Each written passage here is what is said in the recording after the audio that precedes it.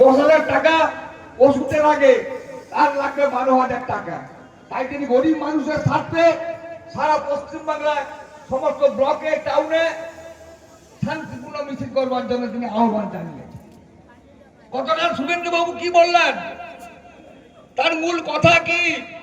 তার মূল কথা একটাই, যে ধর্মের নামে ধর্মে সংঘর্ষ লাগাও আর হিন্দুত্ব করে এই ওষুধের দাম তারা যে বৃদ্ধি করেছে সেটাকে না কমায় আমাদের আন্দোলন চলবে। আমরা বেশি কাউকে আজকে এখানে আমরা খুব একটা বেশি পথসভা করব না, অনেকটা পথ আপনারা অতিক্রম করেছেন, পদযাত্রা করেছেন। আমি দু এক কথা আমাদের টাউনের সভাপতি হরিসাধন বাবু প্রথমেই দু এক কথা বলবেন, একে একে করে 2 মিনিট করে সবাই বলবেন, তারপরে আমরা আমাদের আজকের এই পথসভা শেষ করবো। করেছেন অনেক গুন্ডা, লক্ষণ শেঠকে ক্যালেন্ডার করেছেন, অনুরূপ পণ্ডা ক্যালেন্ডার হয়ে গেছে।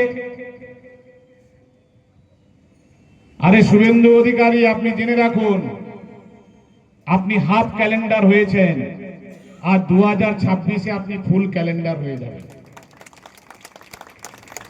আপনার মাথার তার কেটে গেছে। লোকসভায় আসন সংখ্যা কমেছে, তারপরে কাঁথি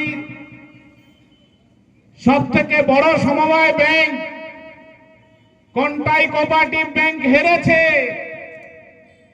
কার ব্যাংক যিনি চেয়ারম্যান ছিলেন অনেক দিন ধরে, দাদাগিরি করতেন, সেটাও হেরেছে। তার জন্য উনি পাগলের মতো বলছেন। বেশি সময় আর নেই, 10 মাস বাকি আপনার আয়ু, আর বিরোধী দলনেতা থাকবে না এই পথটা, শুধু সময়ের অপেক্ষা।